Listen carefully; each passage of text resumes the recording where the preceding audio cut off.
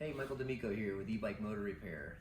We've got a couple of questions that have come in about, first of all, what even a Mudstop is, and that's what today's video is featuring, and also how to install it properly. There's been some confusion. There's actually a similar factory piece that can sometimes get in the way. So I'm going to show you a little bit about, first of all, what it is, and then exactly how to put it on. Super simple. Seeing is believing. After this video, you'll totally understand.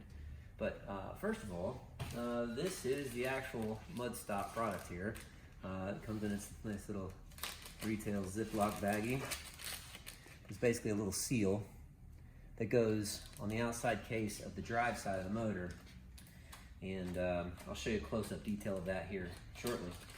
But these are specific to this range of motor, the Performance Line CX, the Gen 2, and some of the older models. Forgive me for not rattling off. Hit me with a comment if you're curious about specific models, but basically they look like this. You're good to go, okay? One other cool thing is we do manufacture one other tool. Some of these generations on certain manufacturers came with like a plastic housing that prevents this Mudstop from going on. We actually have made a tool that slips down in where the cranks bolt onto the drive shaft, holds it steady, and the drill will drill out a nice little section, perfectly round, to make sure that this still works on the motor.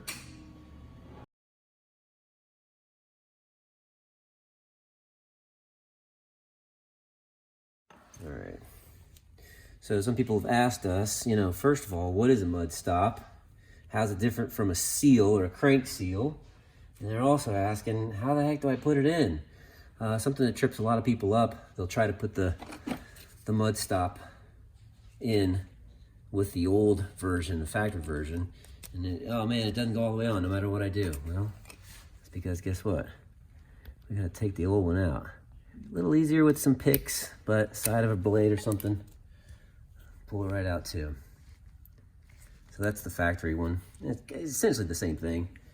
Why this part's important is, you see I've got a side cover case off here. There's a big main bearing that goes right there. And this little seal here keeps stuff from going in there. Well, this big seal here keeps a lot of stuff from going in there. One critical thing, it's good to use a little bit of water resistant grease in this little channel here.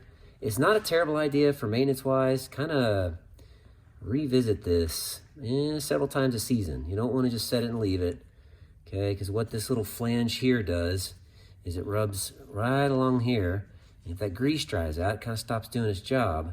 So this is sort of like the second layer of protection. So not only does this thing slide all nice down on there and protect that bearing, but now it also has a nice layer of grease in there that slips around, but also helps to add to the protection of grease and dirt, preventing it from getting in there.